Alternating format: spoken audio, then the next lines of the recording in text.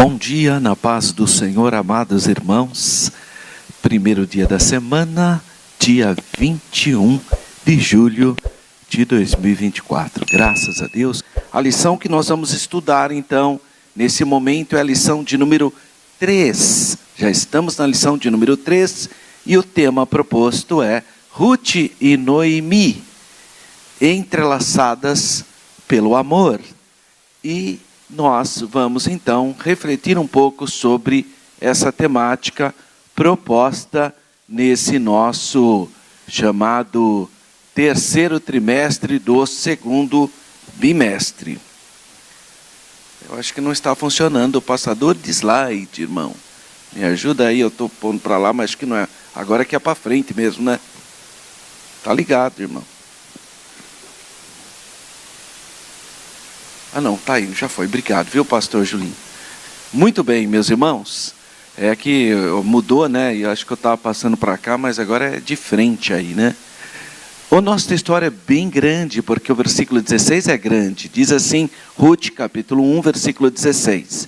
Disse, porém, Ruth, não me instes, para que te deixe e me afaste de ti, porque aonde quer que tu fores, irei eu, e onde quer que pousares à noite, ali pousarei eu.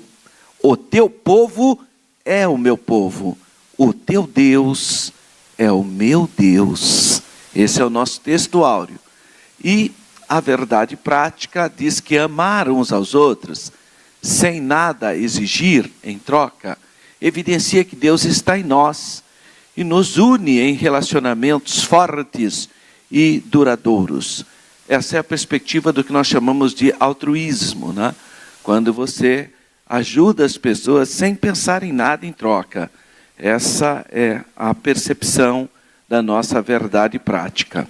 A leitura bíblica está em Ruth, capítulo 1, versículos 6 até o 8. Depois do 14 até o 19. Eu quero convidar os irmãos, por gentileza, a se colocarem de pé para a nossa leitura habitual, denominada Leitura Bíblica em Classe. Você pode acompanhar pela própria Bíblia, pela lição bíblica ou pelo telão aí, porque nós sempre colocamos os versículos propostos pela lição. Então vamos iniciar capítulo 1, versículo 6, que diz assim: Então se levantou ela com as suas noras e voltou dos campos de Moabe, porquanto a terra de Moabe ouviu que o Senhor tinha visitado o seu povo, dando-lhe pão, pelo que saiu do lugar onde estivera, e as suas noras com ela, e indo elas caminhando para voltarem para a terra de Judá, disse Noemi às suas duas noras: Ide, voltai cada uma à casa de sua mãe, e o Senhor use de benevolência, como usastes com os falecidos e comigo. Ruth, capítulo 1, versículos 14 ao 19. Vamos lá. Então levantaram a sua voz e tornaram a chorar. E Orfa beijou a sua sogra, porém Ruth se apegou a ela, pelo que disse: Eis que voltou tua cunhada ao seu povo e aos seus deuses. Volta tu também após tua cunhada. Disse, porém, Ruth: Não me instes para que te abandone e deixe de seguir-te, porque onde quer que tu fores, irei eu, e onde quer que pousares, ali pousarei eu. O teu povo é o meu povo, e o teu Deus é o meu Deus. Onde quer que morreres, morrerei eu, e ali serei sepultada. Faça-me assim o Senhor, e outro tanto, se outra coisa que não seja a morte me separar de ti. Vendo ela que de todo estava resolvida a ir com ela, deixou de lhe falar. Assim, pois, foram-se ambas, até que chegaram a Belém. E sucedeu que, entrando elas em Belém, toda a cidade se comoveu por causa delas. E diziam: não é esta Noemi? Amém. Vamos orar. Senhor Deus e Pai, te damos graças. Te agradecemos por essa escola bíblica dominical, pela leitura que fizemos do livro de Ruth. Abençoa cada pessoa que atentamente abre o seu coração para acolher a palavra, que ela possa gestar fruto, fazer, Senhor, em nós o crescimento espiritual. Te agradecemos pelo sacrifício expiatório do teu único Filho, Jesus Cristo nosso Senhor, e pedimos as tuas bênçãos na vida de cada pessoa que nos acompanham, seja presencial ou de maneira remota, que as tuas boas mãos permaneçam sobre nós. Assim nós te pedimos com fé, com ações de graças, em nome do Senhor Jesus. Amém. Por gentileza, podeis sentar, meus irmãos.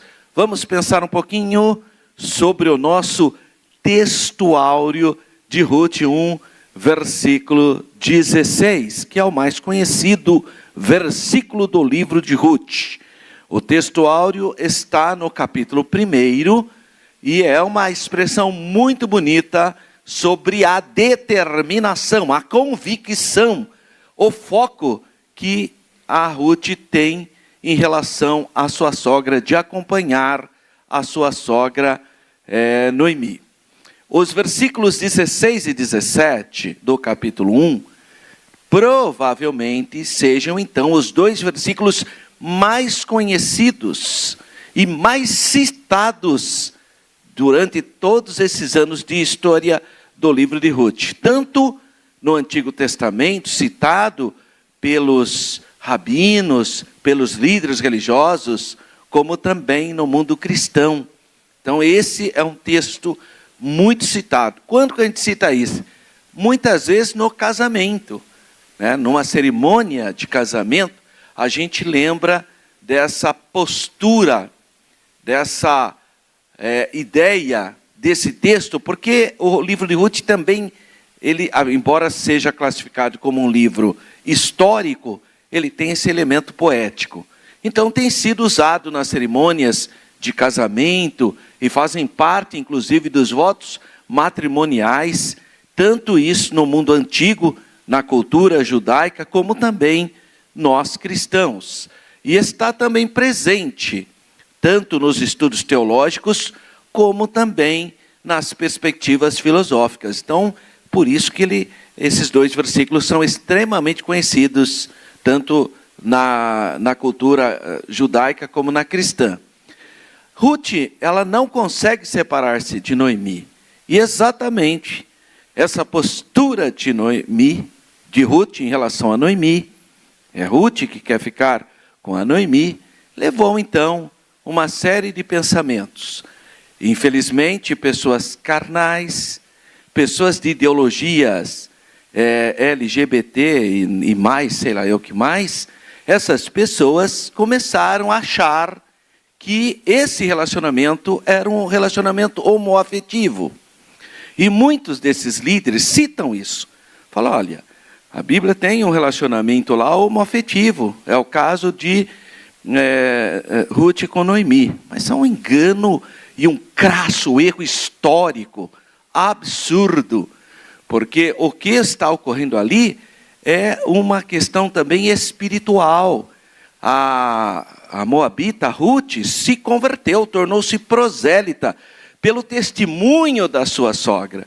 E você sabe que quando a nossa tendência ao se converter é querer ficar com o povo de Deus, é querer ficar com pessoa que de alguma maneira nos cuidou espiritualmente, principalmente numa sociedade moabita, idolátrica, extremamente violenta.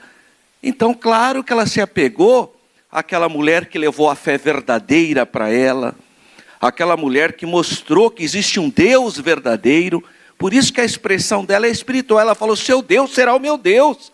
Então essa é uma perspectiva espiritual. Não existe espaço algum para um pensamento da maneira pervertida que alguns teólogos dessa linha, né, pessoas que acham que estão incluindo os outros, mas na verdade estão excluindo a verdade da palavra de Deus para incluir um segmento e para defender essa ideia de homoafetividade que não existe. Aí não é uma relação, não é um relacionamento que tem a ver com sexualidade, mas com espiritualidade.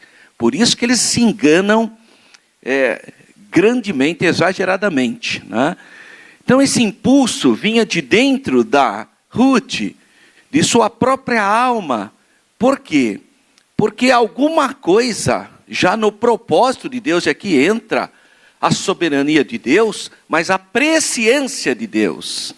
Então, a vontade de Deus, o plano de Deus, para incluir os gentios na linhagem do Messias. Então, isso é uma coisa extremamente espiritual, não há espaço para uma interpretação material, carnal, pervertida filosoficamente, na perspectiva homoafetiva. Não há espaço para isso, porque há um plano por trás disso, que é o plano de Deus de incluir os gentios na linhagem do Messias. Então é uma perspectiva espiritual que não há espaço sequer para sugestionar algo tão abominável como essas pessoas mundanas fazem. Então havia, sim, na alma dessa mulher moabita, que creu em Deus, uma chamada para ir para Belém. Porque havia um propósito de Deus. E na soberania de Deus, claro que ele sabia que ela ia aceitar. Mas ela podia ter recusado, como o órfão recusou. A órfã não quis. Então ela era chamada para Belém. Havia uma chamada para Belém. Essa decisão fez dela quem? A bisavó do rei Davi. E, portanto, uma das antepassadas do Senhor Jesus, o Cristo. Então, olha o plano de Deus em incluir gentios na linhagem messiânica.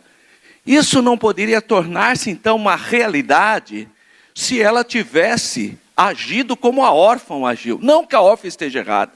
Não é isso. A órfã, ela tomou uma atitude: ok, eu vou ficar com a minha família, eu vou ficar com o meu povo, eu vou ficar com os meus deuses. Isso sugestiona que ela não era convertida. Isso sugestiona que, apesar dela ter casado com uma pessoa temente a Deus, parece que a cultura moabita a atraiu mais do que servir o Deus de Israel.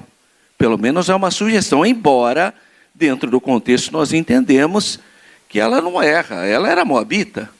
Ela estava no país dela, na terra dela, na língua dela, na cultura religiosa dela. E ela fez opção por isso, pelo que ela era mesmo, antes de se agregar à família belemita de Noemi. Mas a Ruth passou pelo processo da conversão, que chama isso de proselitismo. Quando uma pessoa, isso para a época antiga, né? Quando uma pessoa se convertia à fé de Israel. Então foi esse o impacto que ocorreu ao ponto dela decidir então a acompanhar a sogra e não ficar na sua cultura, como foi a opção da órfã.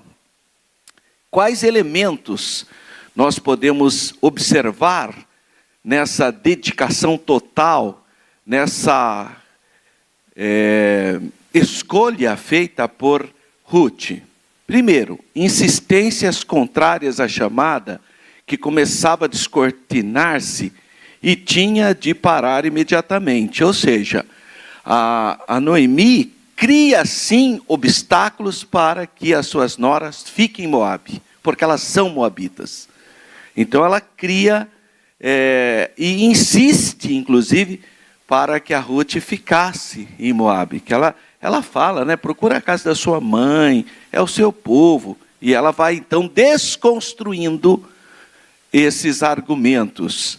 Mas existiu sim argumentos fortes, culturais, etc., emocionais, que impedisse Ruth de cumprir o seu propósito. Mas ela, lá no coração dela, ela já tinha um propósito, ela já tinha se decidido em acompanhar a sua sogra. Num primeiro momento, não é que ela sabia que ela ia ser, que ela ia casar com Boaz, não sabia nada disso. Mas ela tinha uma chamada, ela sentia algo, ela tinha a comunhão espiritual. Claro, ela via que a mulher, que a Noemi era uma mulher de Deus, era uma mulher piedosa. Então ela quis ficar com alguém que realmente servisse ao Senhor. Então ela tem uma chamada no coração. Ruth tinha de seguir Noemi, o qual estava avançando na direção em que sua chamada guiava. Claro, a hora que a Noemi falou, eu vou voltar para Belém, ela já tinha a sua fé no Deus de Israel, ela quer ir para o povo eleito, nesse sentido, o povo de Deus, embora ela não tinha ainda a percepção que ela seria depois a bisavó do Messias, não tinha nada disso, mas ela tinha uma chamada, ela sentiu o desejo de fazer parte do povo de Deus. Isso havia nela, tá? Ao ponto dela preferir então partir com Noemi. Havia um lugar chamado Belém para que a obra começasse a acontecer, tá? Que é uma cidade judaica. Belém é judaica, diferente de Jerusalém. Jerusalém é uma cidade benjamita. Estava na tribo de Benjamim, em Jerusalém. Belém não. Belém é de Judá. Belém é Efrata. Belém é da tribo de Judá. E ela quer ir para a casa, para a origem da Noemi. A origem daquela mulher que levou Deus verdadeiro para ela. Que abriu a mente dela a se libertar do culto horroroso do Deus Camós, ou as divindades moabitas.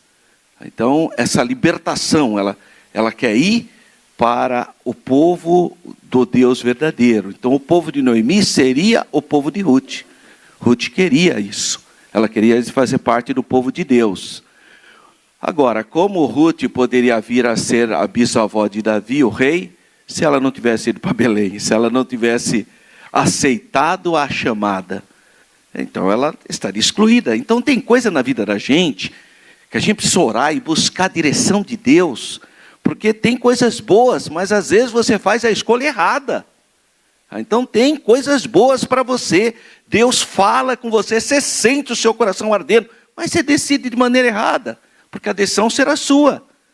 Então Deus te dá as oportunidades, sinaliza com bênçãos, mas você faz a escolha que não é essa a vontade de Deus, porque não orou, não buscou a Deus. Às vezes parece, aliás, normalmente, o que parece ser o correto, normalmente na perspectiva divina, né, é outra coisa. Então, na percepção humana, aquilo que tem lógica, aquilo que parece ser, normalmente não é. Precisa orar, precisa buscar a graça de Deus para tomar uma atitude correta na vontade de Deus. Porque às vezes nós tomamos decisões pelo que é mais lógico. Não, é lógico, tem que ser assim. E muito pela aparência. E normalmente, tudo que é aparente não é real, irmão. Tudo que você olha e você pensa que você cria uma imaginação, normalmente não é nada daquilo. Então é importante orar, buscar Deus, para ter essa percepção espiritual nas nossas escolhas. Somente em Belém ela poderia participar da comunidade que haveria de sair finalmente o Rei dos Reis, Senhor dos Senhores, que é o Machia, o Messias. E a profecia do profeta Miqueias, capítulo 5, se não me engano, versículo 2, diz claramente: e tu, Belém Efrata, de maneira alguma é a menor das cidades de Judá, porque de ti sairá o guia que há de governar o meu povo. É o Messias. O Messias tem origem em Belém da Judéia. E embora a morte haveria de separar as duas, ia chegar o tempo que a Noemi ia morrer, porque ela já tinha uma certa idade. Mas aí o propósito já tinha sido estabelecido na vida de Ruth. Ou seja, ela já estaria em Belém e Deus estaria então implementando os seus propósitos. Sexta reflexão: a decisão de Ruth era tão definitiva que incluía a referência à morte e ao sepultamento. Então ela falou, não, eu vou, e não adianta querer me levar para Moab, a hora que eu morrer, não, para ser sepultado em Moab. Não, eu não quero. É lá onde você for sepultado, ou seja, em Belém, na terra do povo de Deus, é lá que eu vou ser sepultado. Então, é uma postura definitiva. Você vê que ela tem convicção da sua chamada. Não tem aquela pessoa que será? Não sei, irmão. Não sabe? Hoje é muito comum isso na escolha da profissão, né? O jovem começa a fazer uma coisa, ele depois vai para outra. Não tem uma... Não sabe exatamente, salvo algumas... salvo algumas exceções.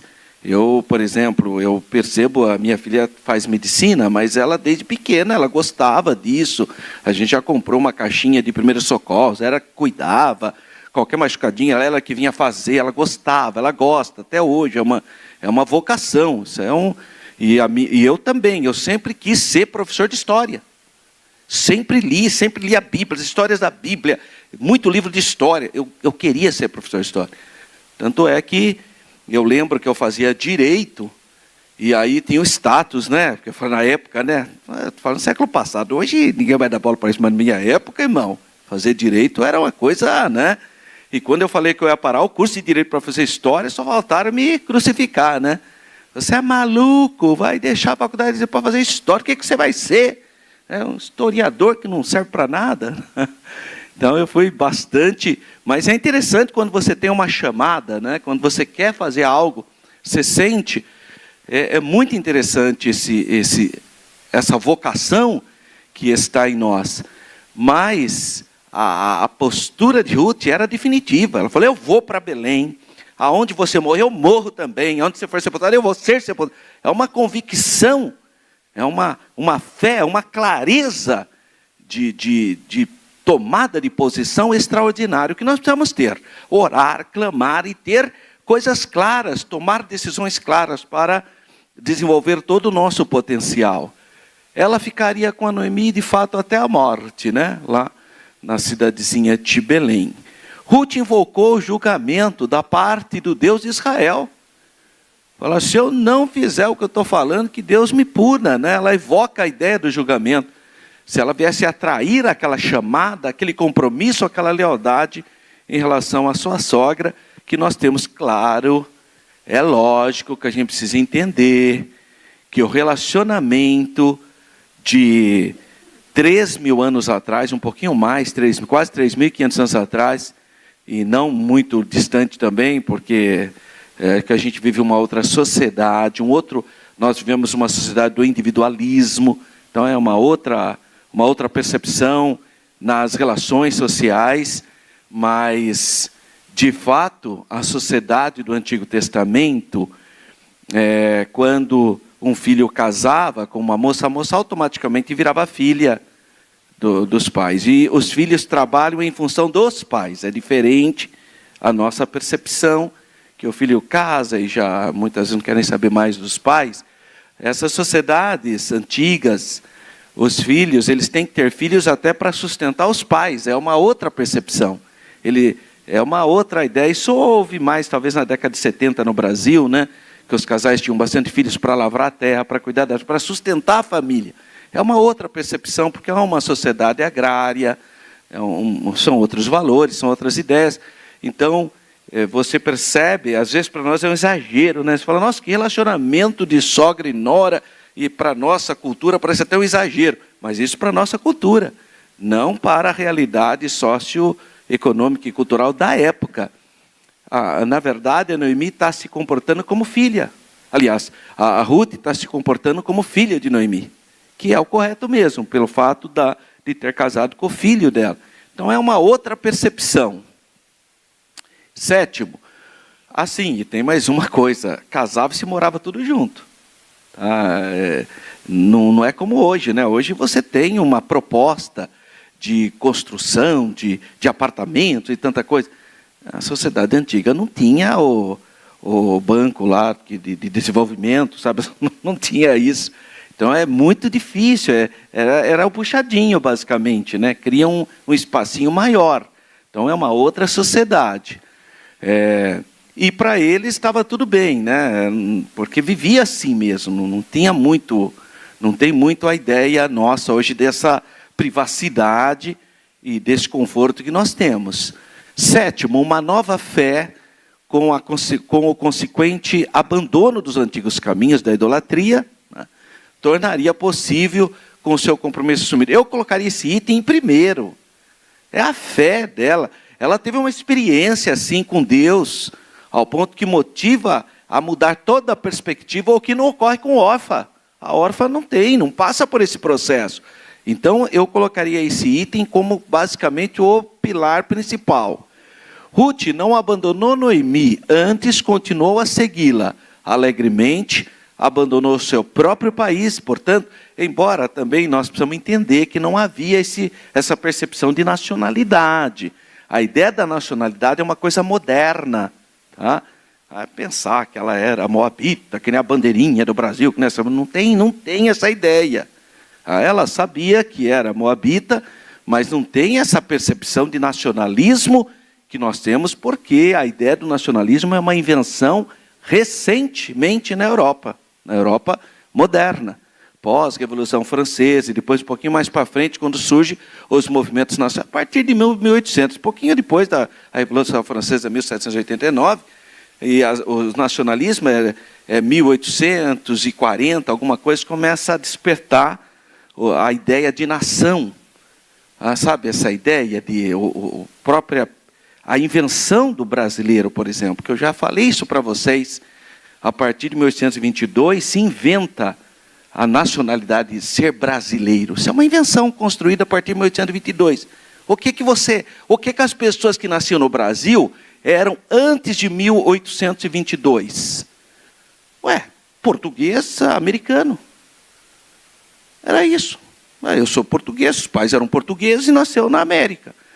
Então, um português que nasceu na América, não tinha ideia. Luso brasileiro não tinha essa percepção. Brasileiro não, brasileiro é uma invenção. Basicamente é quem cuida, quem trabalha com madeira, né, com o pau-brasil, que é o brasileiro. Né? Quem que é o brasileiro? Quem trabalha com pau-brasil. Que seria igual o equivalente ao pedreiro. A mesma percepção, mas aí entra como ideia de nacionalidade. Aí vai sendo construída, e hoje nós somos brasileiros, e tem gente que até morre por isso, e acampa até em frente de exército. Fala uma confusão. Virou uma religião, um fanatismo, até briga com outros povos, que tem também o mesmo problema, mas na verdade não é para ter esse espírito, é para gostar do país, orar, e tudo bem, mas não vai além disso, viu? Não vai querer brigar com o outro, para xingar o argentino, não entra nisso, que isso é coisa da carne. Não é uma invencionice isso aí. Então precisa também ter um equilíbrio para não ser extremamente nacionalista, né? Então vamos, né, vir de paletó verde e amarelo no dia do Jogo do Brasil. É meio estranho, né, irmão? Embora, acho que pode, né? Pode, né? Mas é meio esquisito, né? Então, não tem essa percepção. A Ruth pensa que eu sou moabita. A órfã vestiu a camisa de Moabe. Não tem isso, irmão. Ela sentia, sim, de um outro povo, mas não com esse sentimento nacional que nós temos. Pode tirar isso da sua cabeça, tá? Então, ela queria, claro, ela sentia bem, porque ela fazia parte de uma família tribal, que era Moabe, mas não que tenha essa percepção do nacionalismo que nós temos hoje, que foi inventado e construído ao longo dos anos. A resolução dela foi mais forte do que a própria morte. Então, aqui a gente percebe que ela rompeu definitivamente laços com a sua origem tribal moabita. Ela quebrou, porque ela escolheu, então, a servir o Deus de Israel. Um elemento importante desses dois versículos não deveriam ser jamais negligenciados, que são a fidelidade dela, esse despertar da fé e em servir a Deus. Hoje, quando você aceita Jesus como seu Salvador, sua família é a igreja, é o seu povo, é comunhão com os moabitas, ou seja, com o mundo. É a mesma percepção. Embora tem gente que acha que não deve fazer essa alegoria, acha que não, mas tem tudo a ver. Ela fez uma opção, ela era moabita, e nós podemos dizer que Moab era o mundo, nessa perspectiva. E que ela aceitou o quê? A fazer parte do povo de Deus, que nesse caso seria a igreja. Claro que eu estou fazendo uma alegoria apenas para ilustrar uma percepção para eu trazer para os dias de hoje. seria o equivalente, você que vive aí em Moabe, no mundo, seria o equivalente, e você ter se convertido e agora você faz parte da igreja, é o seu povo, é o seu Deus. Então seria o equivalente se a gente for trabalhar de alegoria, embora eu não possa dogmatizar isso, claro, porque é uma história verídica. Realmente é uma história, tem historicidade na decisão de Ruth. Essa convicção interior e esse conhecimento foram capazes de derrotar os argumentos apresentados pela sua sogra Noemi. Porque ela apresentou argumentos convencíveis, ao ponto, convenceu a órfã. Convenceu a órfã a ficar em Moabe. Mas não foram capazes de tirar a convicção da Ruth. Mas os argumentos da sogra, que insistia que ela seguisse um caminho lógico, o caminho natural, volta para a sua família. Eu não posso dar mais filhos, então dá para usar a lei do levirato, não tem mais como usar isso. Então volta para a sua família, para os seus pais, para o seu povo.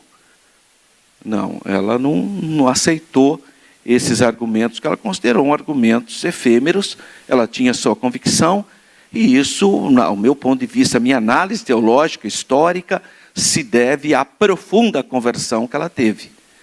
Ao ponto dela, senão ela voltaria que nem a órfã voltou. Não há a menor dúvida. A proposta de Noemi. Noemi, então, é a sogra de Ruth. Uma crise em família. Então é importante considerar as circunstâncias da vida da Noemi para que a gente entenda a dimensão, para que a gente consiga ver, mensurar o ato dela, como que ela agiu dessa maneira. Existem elementos. Principal provedor da casa das sociedades antigas é o marido. Marido em hebraico hoje, é Baal. Baal. Então a mulher fala, estou vendo o Cleo tocar a sua esposa, né? Eles estiveram em Israel conosco, né? Eu acho que eu brinquei com ela. Falei, ó, o seu Baal aí, o Baali. O Cleito é o Baal da Rose. Baali é o meu dono. No hebraico. Olha a percepção da antiguidade. O marido é o dono. Veja que coisa. De fato, nós estamos vendo uma sociedade em que mulheres e crianças ainda não são considerados seres humanos plenos. Por isso o marido é o dono. Então é uma outra sociedade. E nós temos que levar isso em consideração. Imagina, se as mulheres e as crianças não eram considerados seres humanos plenos, como sobreviver numa sociedade dessa quando você perde o dono, quando você perde o Senhor? Não é à toa que as mulheres chamam o marido de Senhor. Porque, de fato, esse é o relacionamento desse período histórico. Então, o principal provedor da casa era o marido, o Elimelec. Do hebraico, meu Deus é rei, porque vem de El.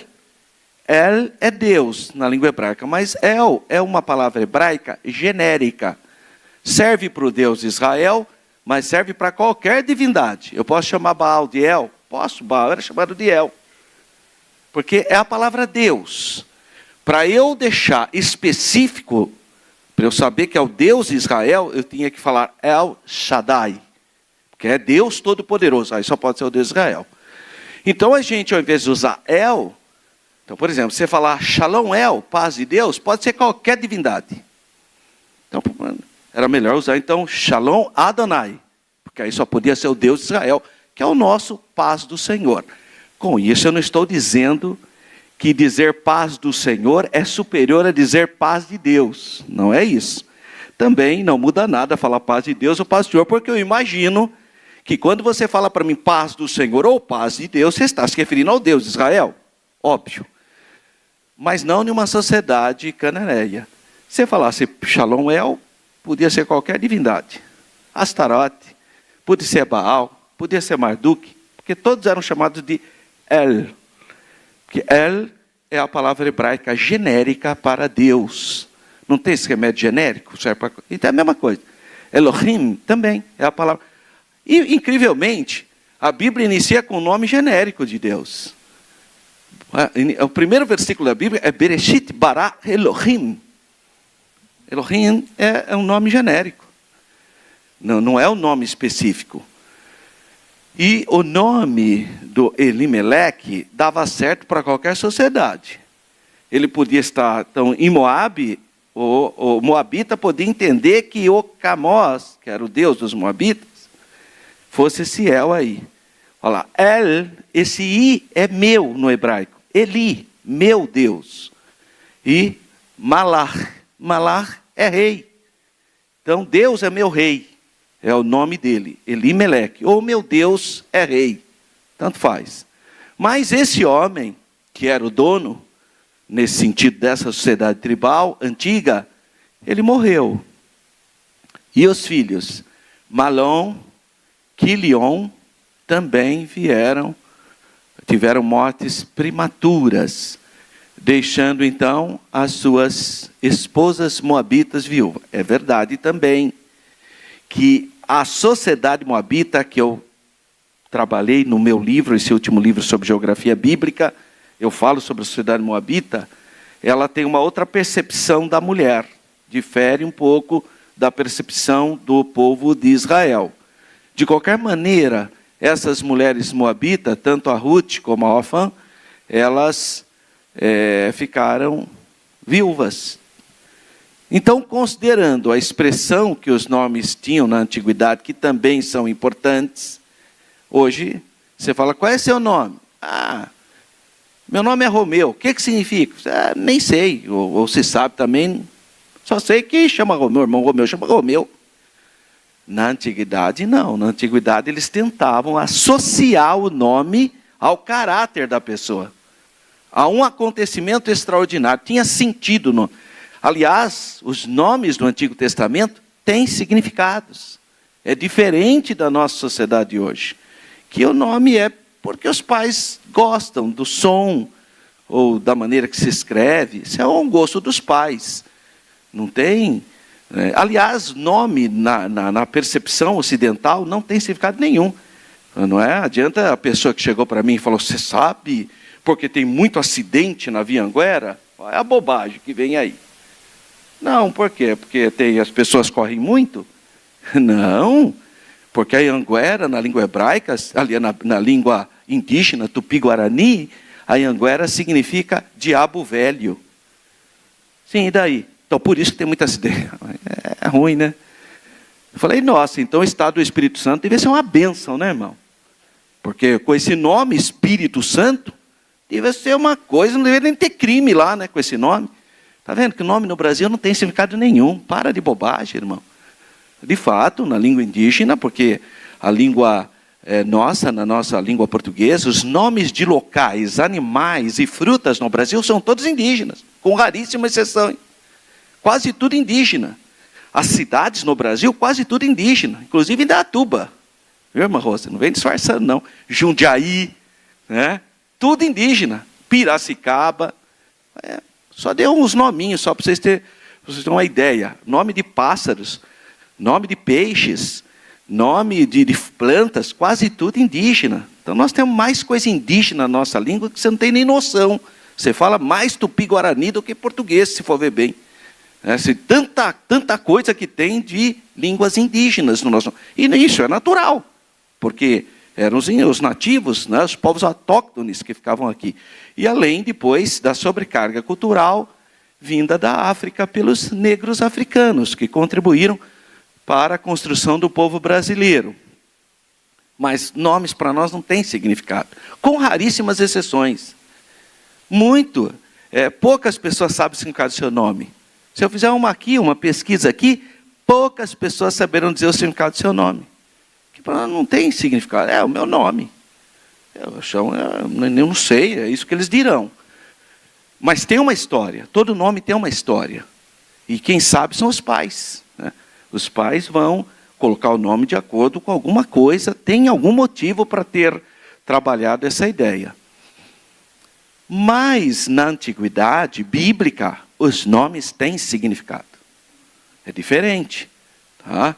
E, claro, então, considerando esse significado dos nomes, Mahalon significa doença, Quilion, definhamento, Ruth, amizade, e Orfã, pescoço. Agora, claro, que você tem que pôr dentro do contexto, né? Não é porque é doença que é uma coisa ruim. Tem um contexto. Às vezes é porque a mãe estava doente e tal, e o filho recebeu.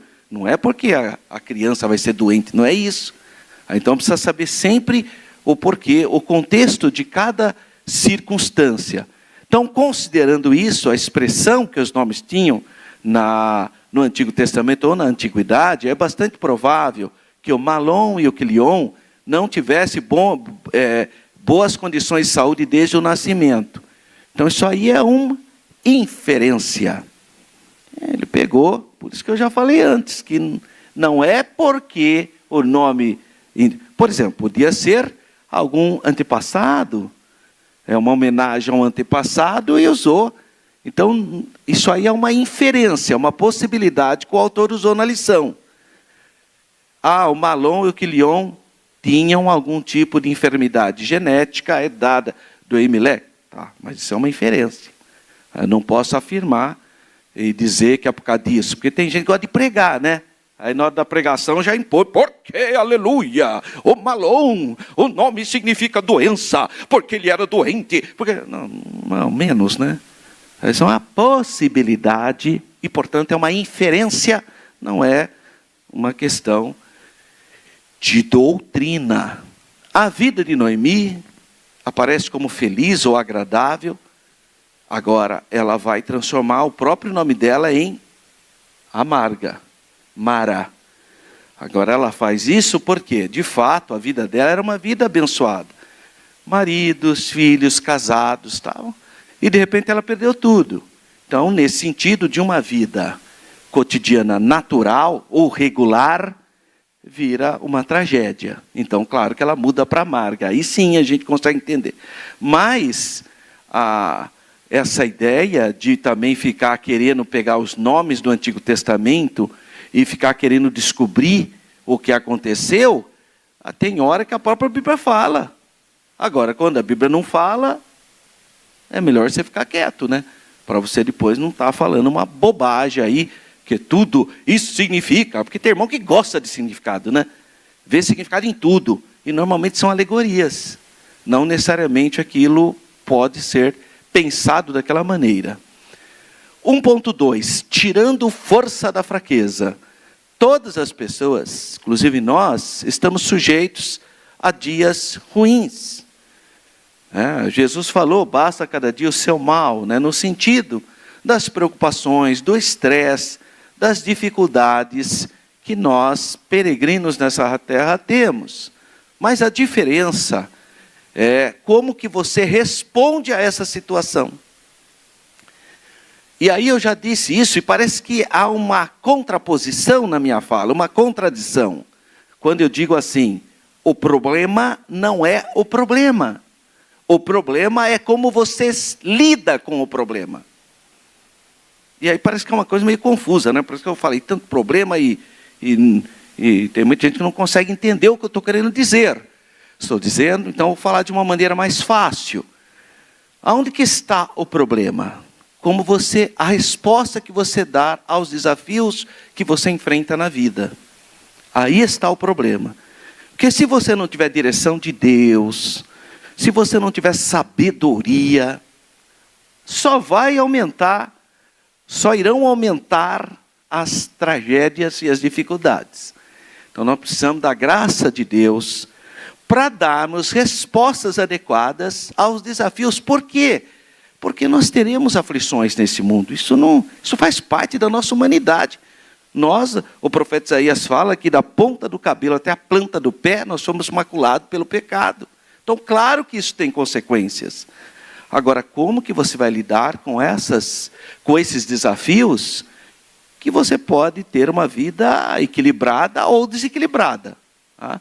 Então, a diferença, como que a gente se comporta frente às dificuldades. Quando você passa por um vale, qual vai ser a sua resposta? Fé, se apego a Deus, tal? Ou simplesmente aí ir atrás de coisas que não vão te ajudar em nada, né? Então precisa saber qual é a sua resposta aos problemas. Noemi não escondeu seus sentimentos, mas também não explorou-os. Porque tem gente que pega os seus problemas e vira uma vitimização assustadora. Eu lembro de um caso, eu era pequeno ainda, lá na nossa congregação em Jundiaí, que nós tínhamos uma irmã, ela, meu Deus do céu, pensa numa mulher conflituosa, belicosa, aí sumia da igreja, aí vinha, voltava no culto, aí dava problema, brigava com um irmão, brigava com outra irmã, mas é muito difícil, e sempre era coitadinha, era sempre. Aí eu lembro que uma vez o pastor fez uma visita para ela e falou, não, irmã, a senhora volta para a igreja, peça perdão para a igreja, a senhora falou tanta coisa inadequadas, e volta à comunhão. Muito bem, ela foi.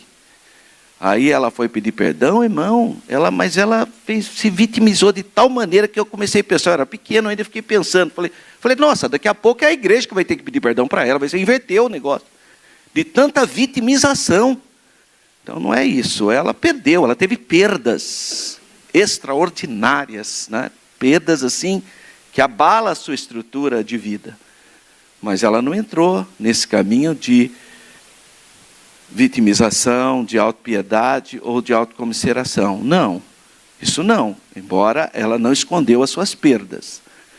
Quando soube que Deus havia abençoado o seu povo, lá na cidade de Belém, quando chegaram as notícias, ela se levantou, né? Isso aí é claro que é uma linguagem para dizer assim, eu vou retornar, eu vou tomar uma posição, eu vou voltar para a casa do pão, que é Belém, isso está registrado em Ruth 1, 6 e 7. Então ela teve uma atitude de liderança, mesmo não tendo mais a cabeça, mesmo em luto, mesmo no meio de uma tragédia, ela tomou uma posição de liderança. Claro que ela sentia a perda do marido e dos filhos, óbvio. A distância entre os campos de Moabe, onde ela estava morando, para Belém, é superior, ou um pouquinho mais, 120 quilômetros. Só que você tem que pensar, em uma época que não tem trem, não tem ônibus, não tem carro, né, não tem cavalo à disposição. No momento ali, os meios de transportes mais comuns é o jumentinho para carga e os camelos. Mas isso são os comerciantes que têm. Então, não é uma coisa tão fácil para a antiguidade, você tem que entender isso. Idosa, a Noemi soube tirar força da fraqueza. Né? E olha que aquela região é montanhosa, hein? Então imagina as mulheres voltando. Claro, é possível que elas tenham seguido alguma caravana de comerciantes. Aí vem a questão histórica, né? Eu não acredito que elas foram isoladamente, retornaram. É um pouco provável. Pode ser? Pode. Existe possibilidade? Sim, mas é pouco provável. Provavelmente elas acompanharam o quê? Uma caravana de comerciantes, alguém que estava retornando, ou mesmo até um grupo de judeus que tinham se exilado. É possível também. Eles estão, porque é uma região, ali é uma região difícil, né? Os irmãos que já estiveram com a gente lá, nessa região, que é o Mar Morto, aquela região do Mar Morto aqui, os irmãos que estiveram com a gente, lá, a irmã Leila, a mineira de Jesus lá, a irmã Conceição, né? Silvana, esse pessoal que esteve com a irmã Tereza, esse pessoal que esteve conosco em Israel, sabe do que eu estou falando. Se Deus permitir, e eu com a irmã Elza consegui ir no mês de novembro para Israel, a senhora vai ver, irmã Elza, que coisa que é essa região de Moab. Eu vou mostrar para a senhora o caminho da Ruth. O que ela fez ali para... a irmã de Janira está aí, já esteve lá com a gente também.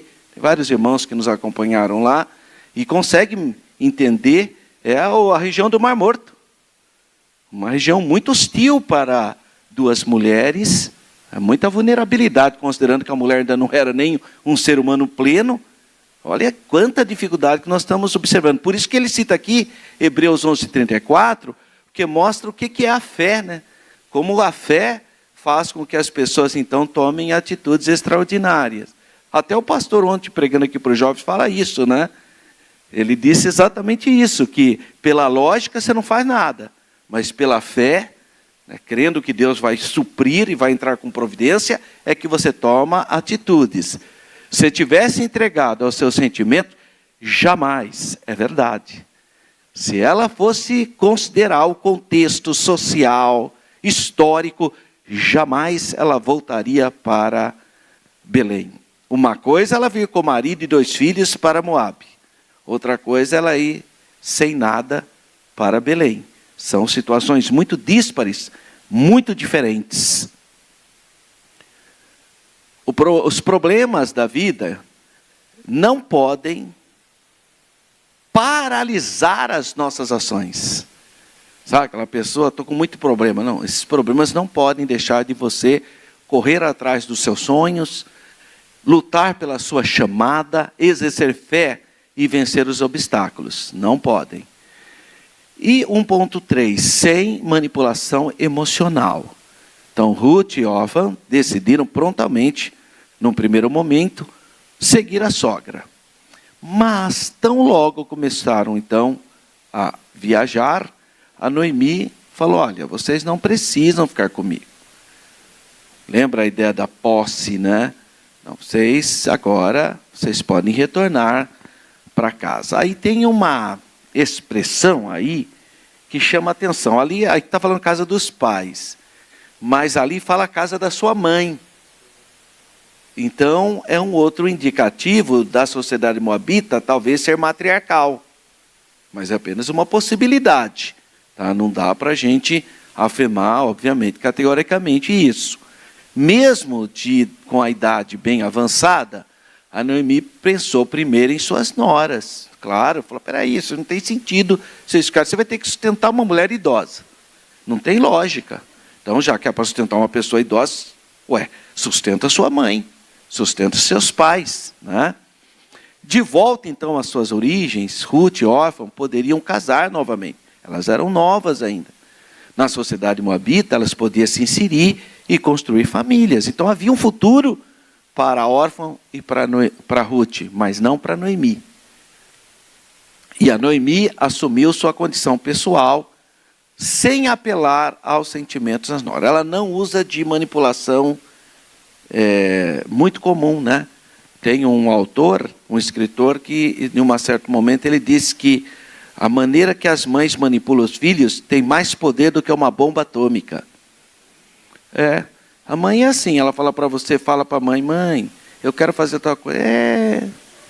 Mamãe vai ficar triste, porque eu não queria, sabe? Pode ir, né, mãe? Você acha que você vai depois dessa? Você não vai mesmo, e mesmo se for, fica com remorso. Porque esse sentimento, essa força que a mãe tem sobre o filho é uma verdadeira bomba atômica. Essa manipulação, então, ele chamou, inclusive, aí de manipulação. Ela não usa de manipulação, não fica, você vê, né? Eu estou idosa, agora vocês são como minhas filhas. Poderia, né? Usar dessa manipulação sentimental. Mas ela não faz isso, pelo contrário.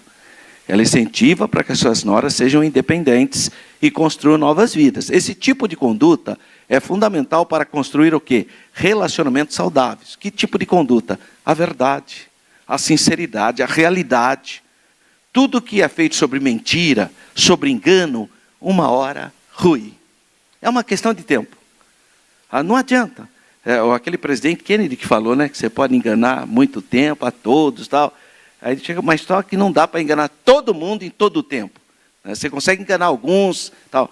Uma hora é o que a gente vê. Por que você acha que surge grandes escândalos? Que a pessoa está maquiando, está manipulando. Chega uma hora, rebenta o negócio. É uma questão de tempo, né? Então, quer construir um relacionamento saudável? Verdade, seriedade, sinceridade. É aí que nós vamos construir os nossos relacionamentos saudáveis. Manipulação emocional é sutil e costuma se manifestar desde a infância. Por isso que eu citei aqui um exemplo aqui da mãe, né? Infelizmente, a manipulação é muito usada, às vezes, no próprio relacionamento conjugal, nos relacionamentos que têm a afetividade, sempre pode ocorrer isso. Isso é perigoso. E o pecado não escolhe idade, né? Não é porque a pessoa tem muita idade que às vezes ela não vai usar de manipulação. E nós todos somos sujeitos a isso, irmão. Olha, na minha oração, eu sempre peço para Deus: não quero ser manipulado por ideologias, não quero ser manipulado por homens, não quero ser manipulado por religião, não quero ser manipulado por ninguém. Eu quero ser direcionado pelo Espírito Santo de Deus. Porque nós sofremos uma influência. Você não tem noção a guerra que existe. Guerra cultural, guerra ideológica, religiosa. Até a religião também manipula pessoas.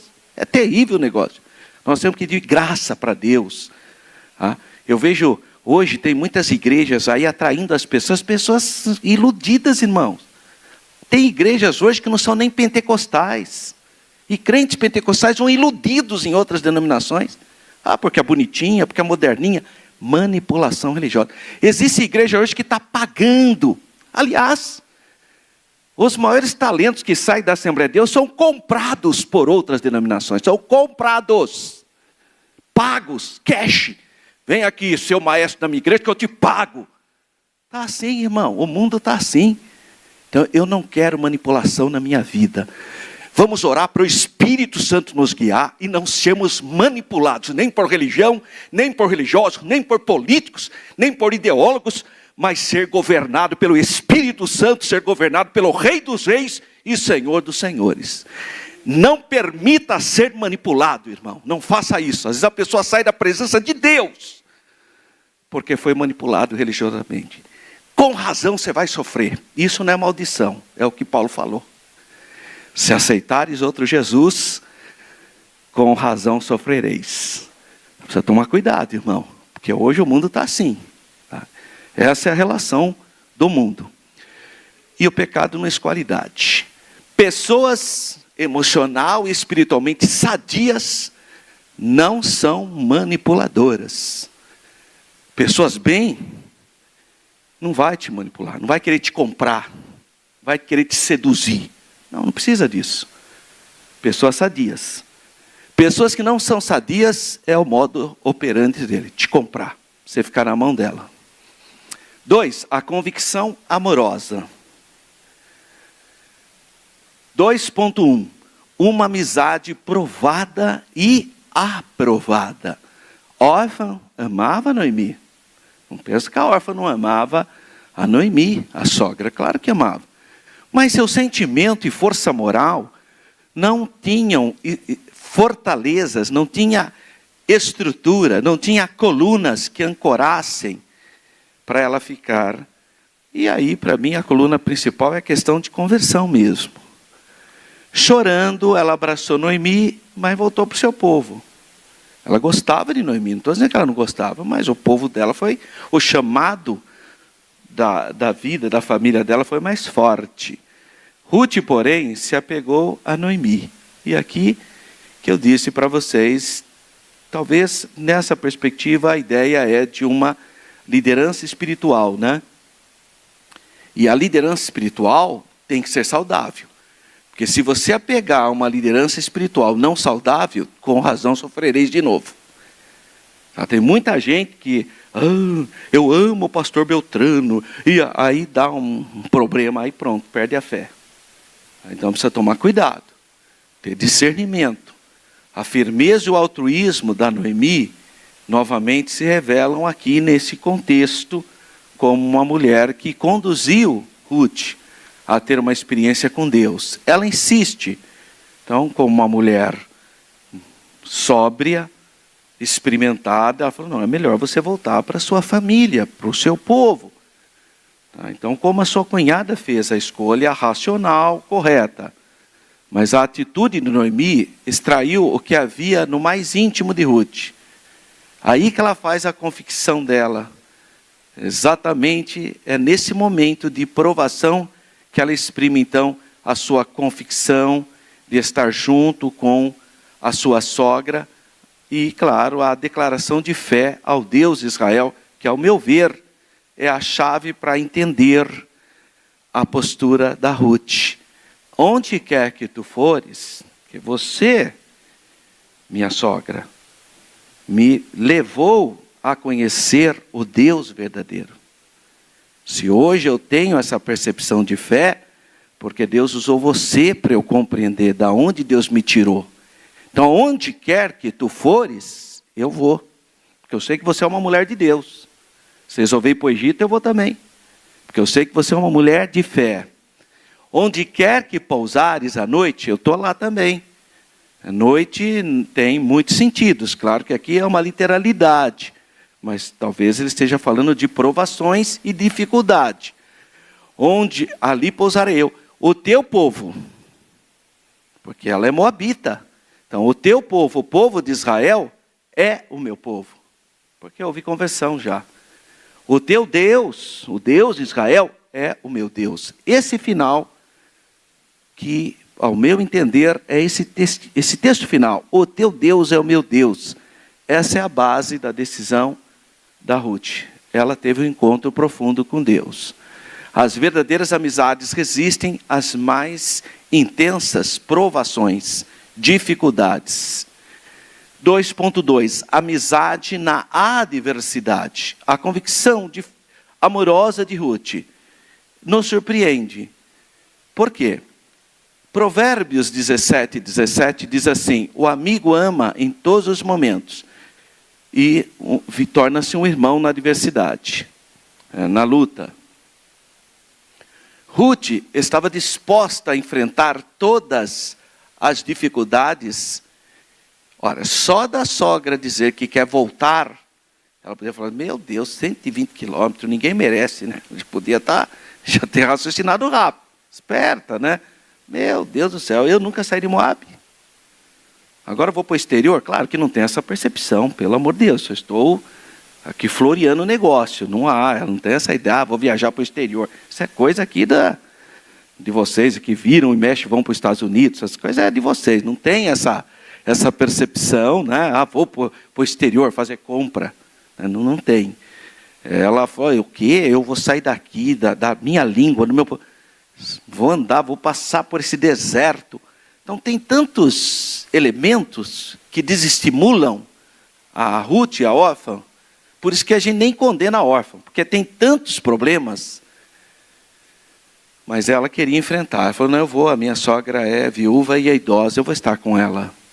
Então as expressões, onde quer que pousares à noite, ali pousarei eu, e onde quer que morreres, morrerei eu. Elas demonstram e sugestionam o grau de companheirismo, de comprometimento dessa moça moabita em relação à sua idosa sogra. E isso não ficou somente nas palavras, né? Porque tem gente que fala bonito, mas não faz nada, né? Ela transformou isso em obras, em atitudes. Ela realmente foi. Ela não ficou só na conversa. Então, nesses dias, que nós aqui do Ocidente, que vivemos uma sociedade individualista, que no Ocidente o que vale é o indivíduo. Isso tem base na própria Reforma Protestante. Quando obrigaram Lutero a mudar de opinião, o que ele disse? Não quero, não posso e não devo, a não ser se você me provar pela Bíblia. Então, essa é a base do individualismo hoje no Ocidente. Você não pode ser coagido a uma coisa que você não quer fazer. Essa é a base do mundo ocidental. Mas o Oriente pensa ao contrário. O que vale no Oriente é o coletivo, não é o individual. Então, lógico, não vai funcionar a democracia no Oriente. A democracia funciona bem no individualismo. Cada um tem o seu voto, cada um pensa, faz o que quer, tem as suas opções. Ocidente. No Oriente, o que vale é o coletivo. Se um indivíduo fizer bobagem, mata ele. Põe na cadeia. Tem que ser todo mundo igualzinho. É o coletivo. O que vale é a comunidade. É uma outra percepção de mundo. Por isso você fala, nossa, lá eles tudo são assim, são porque é uma outra cultura. A nossa é melhor que a deles? Não sei dizer. Tem hora que a nossa é melhor, tem hora que a deles é melhor. Não dá para a gente aferir.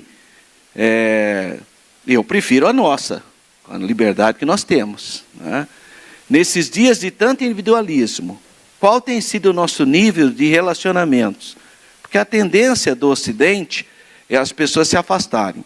Quando ocorreu a pandemia, houve mais afastamento ainda. Tá? Então, tem muitas pessoas que já não têm mais, nem querem criar relacionamentos. Elas estão distantes. Também isso é um indício de pessoas que estão com alguma enfermidade. Né? Porque o poeta no século XVII que fala, né, nenhum homem é uma ilha. Então não dá. E Deus nos criou para relacionarmos. Por isso que Ele criou a mulher. Está lá. Né? Você pegar o primeiro capítulo de Gênesis, Ele dá nota positiva para tudo que Ele faz. Abruptamente, no capítulo 2, versículo 18, aparece a primeira negativa divina. Não. O que é não? Não é bom que o homem não se relacione, que esteja só. Então Deus não nos criou para sermos indivíduos isolados. Ele cria uma mulher para quê? Porque todo ser humano precisa compartilhar sonhos. Faz parte da nossa natureza. Conversar, dialogar. Claro que eu não estou ali, tenho a questão da primeira família, tudo, mas a gente vai além. Mesmo os indivíduos que não constituíram famílias precisam de relacionamentos. Precisam estar dialogando, conversando, participando. É um indício, sim. O isolamento social é um indício de depressão. É um indício. Quando a pessoa não quer conversar com ninguém e fica só isolada, é um indício que pode ser que seja um elemento da depressão. Não necessariamente, mas é possível. Né? Então nós temos que repensar isso aí, porque a nossa sociedade é individualista, sim. 2.3, um amor prático. Chegando a Belém, Ruth não ficou parada. Ela já foi se envolver, né, com a sua sociedade. Ela não ficou pensando, imaginando, será que alguém vai vir me visitar? Não, ela falou, eu vou colher espiga que sobraram lá, que eu sei que ninguém pode pegar, porque a Bíblia fala que quem colhesse a sua plantação tinha que deixar o que caiu, não podia pegar, exatamente que era por causa dos pobres. Não é que nem hoje, que passa a máquina, leva tudo e o que sobrar já vem a turma pegando e não deixa nada. Isso aí é uma coisa do Ocidente comercial. No mundo oriental, não. Você ia colhendo o que caísse e não podia pegar. Ficava para os pobres. Tá? Então é uma outra ideia. Também não tinha INSS, não tinha nada, né, irmão? Então também precisa entender que é um outro mundo. Né? Mas a Ruth, ela não ficou parada, não. Tá? Aqui não tem, mas tem irmão que fica lá, né? Irmão Alberto, não tenho trabalho. Mas o senhor já mandou currículo? Não, irmão. É ruim, hein? O que você faz? Que hora que você acorda? 10 horas. 10 horas da manhã, E aí? Aí eu como uma bengala, cheia de manteiga, um copo de café, que parece um balde. É ruim, hein? Não vai arrumar emprego nunca, né, irmão? Tem que acordar cedo, tem que mandar currículo, tem que pedir, tem que... não fica fantasiando, né? Jesus, manda um emprego para mim. Manda um emprego, Jesus manda uma chicotada para você levantar mais cedo e levar o seu currículo. E trabalhar, irmão. Que história é essa? Encarando, então, a realidade, prontificou-se num trabalho humilde e penoso, que era pegar, então, o que as pessoas nessas cidades pobres faziam, né? Ir às plantações catar espigas, que caíam, ficavam no chão, porque Moisés pôs isso na lei. A palavra de Deus, o princípio básico é: os ricos não podem reter para si toda a riqueza. Tem que compartilhar e auxiliar os necessitados. Também não são obrigados a alimentar os pobres preguiçosos. Tá? A Bíblia condena também. Cuidado, irmão. Às vezes você está na esquina, vem um pedinte lá, você sabe que é para comprar pinga, para comprar maconha, você vai dar dinheiro para ele. Então é melhor você vir investir no Instituto Paulo Freire ou na assistência social. Tem tanta assistências sérias. Agora para no semáforo, está vendo que a pessoa vai pegar o dinheiro para usar droga e você dá dinheiro. Veja aí, não pode também, precisa ter discernimento. Então nós temos que ter sabedoria com a questão social. Claro, irmão, há situações de incapacidade física, que a pessoa não pode trabalhar. Então é diferente também, nós temos que ajudar. Ruth trabalhou e muito nos campos de Boaz. Ela foi lá trabalhar. Seu esforço impressionou os trabalhadores que estavam lá. E no fim do dia, ela recolhia e levava para sua sogra. Ruth não apenas dizia que amava a sua família, a sua sogra, mas também ela praticava isso. E para encerrar, a convicção da mulher. Esse encerramento que é a base de tudo. Teu Deus é o meu Deus. Ela tinha uma fé fervorosa. O teu Deus é o meu Deus. Ela é liberta do mundo cananítico, de Baal e de Carmós, os deuses dos Moabitas, e se apega então à fé da sogra. Uma fé que inspira. A fé de Ruth é inspiradora. Mas da onde que ela se alimentou essa fé? Como que Ruth teve essa fé? É proveniente da onde? De Noemi. Na verdade, é Noemi que transmite a fé para a Ruth. Então, ela tem uma fé extraordinária, uma fé inspiradora, mas isso vem da sogra. E, finalmente, sensibilidade sob liderança. Então, a Bíblia, ela fala sobre a sensibilidade espiritual da mulher, porque Deus criou a mulher com esse dom. Um exemplo disso é o fato de terem sido as primeiras a testemunharem a ressurreição do Senhor. Então é de grande valor quando esse extraordinário potencial, esse dom feminino, realmente está numa liderança séria, porque ela vai orientar no trabalho, vai dar bons conselhos e vai o quê? Alimentar a fé. Então o relacionamento de Noemi e Ruth nos ensina como é precioso para Deus a gente fazer as coisas de maneira altruisticamente. Altruisticamente é o quê? É sem querer receber nada em troca, fazer pelo amor mesmo. Uma vez, irmãos, eu estava chegando aqui, na igreja sede, e uma irmã, que é professora dessas crianças aí, ela falou assim para mim: pastor, eu admiro aquelas pessoas que saem cedo para vender as revistinhas de casa em casa. Todo domingo, tal. Ela: o que o senhor acha? Perguntou para mim. Eu falei: eu não admiro, não. Ela falou: não? Não. O senhor não admira aquelas pessoas que saem para vender revistinha de casa em casa, bate palma lá? Não. Mas por quê? Porque elas fazem aquilo para serem salvas. Porque se elas não fizerem aquilo, o Jeová Deus vai mandar ela para o abismo, para a extinção. Elas não vão entrar no paraíso. Então elas estão fazendo aquilo para serem salvas. Fala: agora, irmã, eu admiro a senhora. Que a senhora já foi salva pelo sangue de Jesus e durante a semana preparou sua aula, sem ganhar nada, veio aqui para ensinar as nossas crianças. Então eu glorifico a Deus pela sua vida. Você eu admiro, porque você é salvo. Você nem precisava fazer isso. Você podia ficar dormindo na sua casa. Mas a sua fé salvífica gerou frutos. Então nós, praticando boas obras por ser salvo, não para ser salvo. É o amor altruísta que vale. Em um mundo tão narcisista, eu me amo, né? Só quer fazer as coisas para ela, acha que todo mundo gira em torno dela. Então, num mundo narcisista, o Senhor espera de nós que nos libertemos disso e doemos uns aos outros no amor altruísta. A família é o primeiro ambiente no qual o amor deve ser praticado. 1 Timóteo 5:8. Primeiro, então, a minha casa, que é o primeiro altar. Deus, família, igreja. O segundo local, então, é aqui, onde você congrega. Olha que bênção, os irmãos trouxeram 1 quilo de alimento não perecível. É um amor altruísta. Você nem sabe para que família vai receber essa bênção. Você vai lá. É igual o ato de fé do dízimo também, né? É um amor altruísta, porque você vai lá e você dizima. Ela vai ficar atrás. Onde que foi? Não, irmão, está aqui pela fé, semeei, está na mão de Deus, Deus cuida. Então, as ofertas que a gente faz, tem esse elemento altruísta, porque nós semeamos na causa de Deus. Nossa viagem de Israel está em pé, se Jesus permitir, vai ser no final, a última semana de novembro, ali está 16, mas não necessariamente 16. Vai ser talvez um pouquinho mais para frente. Quem tiver interesse, está aí o telefone da Renova, grava aí, e quiser ir conosco, vai ser uma grande bênção. Nós vamos ver o Mar Morto, a região onde a Noemi Ruth peregrinou. E, se Deus nos permitir, próximo domingo, dia 28, último domingo do mês,